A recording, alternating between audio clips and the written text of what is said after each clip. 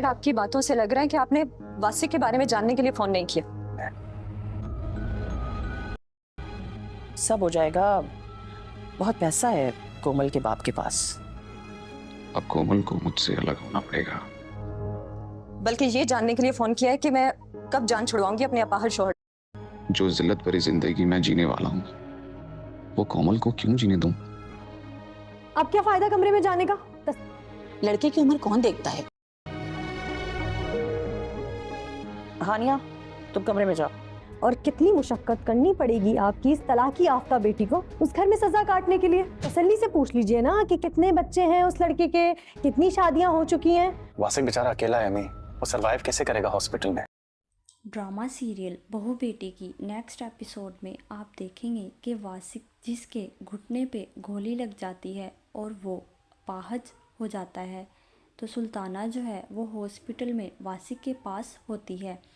जब वो वापस घर आती है तो फरहान जो है वो सुल्ताना से कहता है वासिक बेचारा अकेला है अम्मी, सरवाइव कैसे करेगा अकेला हॉस्पिटल में। तो सुल्ताना जो है वो फरहान को तसल्ली देते हुए कहती है कि सब हो जाएगा बेटा, बहुत पैसा है कोमल के बाप के पास। फरहान जो है वो वासिक की वजह से बहुत ज़्यादा परेशान होता है। कोमल जो है वो अपने डैड से कॉल पर बात कर रही होती है, तो उसका डैड जो है वो बिल्कुल भी वासिक के बारे में किसी किस्म की कोई खैरियत मालूम नहीं करता। तो कोमल अपने डैड से कहती है, डैड आपकी बातों से लग रहा है कि आपने वासिक के बारे में जानने के लिए फ़ोन नहीं किया, बल्कि ये जानने के लिए फ़ोन किया है कि मैं कब जान छुड़वाऊंगी अपने अपाहज शौहर से। उधर दूसरी जानिब वासिक बेचारा जो कि हॉस्पिटल में अकेला बैठा सोच रहा होता है कि जो जिल्लत भरी ज़िंदगी मैं जीने वाला हूँ वो कोमल को क्यों जीने दूँ। अब कोमल को मुझसे अलग होना पड़ेगा। लेकिन कोमल जो है वो ऐसा कुछ भी नहीं करेगी, क्योंकि वो वासिक से बहुत ज़्यादा मोहब्बत करती है और वो इस मुश्किल वक्त में वासिक को कभी भी अकेला नहीं छोड़ेगी।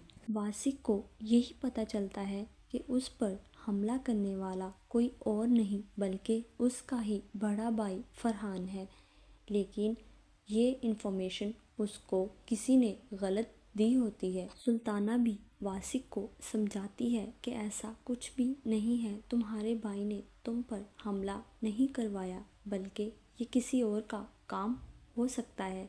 तुम्हारा भाई तुम्हारे लिए अपना दिल साफ़ कर चुका है और वो तुम्हें माफ़ कर चुका है। लेकिन वासिक जो कि ये बात मानने को बिल्कुल भी तैयार नहीं है। वासिक और फिर कोमल जो कि दोनों ही फरहान के सख्त ख़िलाफ़ हो जाते हैं और वो किसी किस्म की कोई बात मानने को तैयार नहीं है। वो यही सोचते हैं कि वासिक पर हमला करने वाला उसका ही भाई है। और फिर दूसरी जानिब सुरैया जो कि सुल्ताना के पास आती है, वो एक और रिश्ता लेकर सुल्ताना के पास आती है और वो सुल्ताना को बताती है कि लड़के की उम्र ज़्यादा है और वो अपनी बीवी को तलाक दे चुका है और उसके बच्चे भी हैं। तो वो ये बात अभी सुल्ताना से कर ही रही होती है, तो सुरैया जो है वो सुल्ताना को समझाती है कि लड़के की उम्र कौन देखता है। तो सुल्ताना जो है वो हानिया को कहती है तुम कमरे में जाओ। तो हानिया जो है वो बहुत ज़्यादा गुस्से में आ जाती है और अपनी माँ सुल्ताना से कहती है अब क्या फ़ायदा कमरे में जाने का, तसल्ली से पूछ लीजिए ना कि कितने बच्चे हैं उस लड़के के, कितनी शादियाँ हो चुकी हैं और कितनी मुशक्क़त करनी पड़ेगी आपकी इस तलाक याफ्ता बेटी को उस घर में सज़ा काटने के लिए। हानिया तो बिल्कुल भी इस रिश्ते के लिए राज़ी नहीं है, तो सुल्ताना जो है वो भी सुरैया को इस रिश्ते से इनकार कर देती है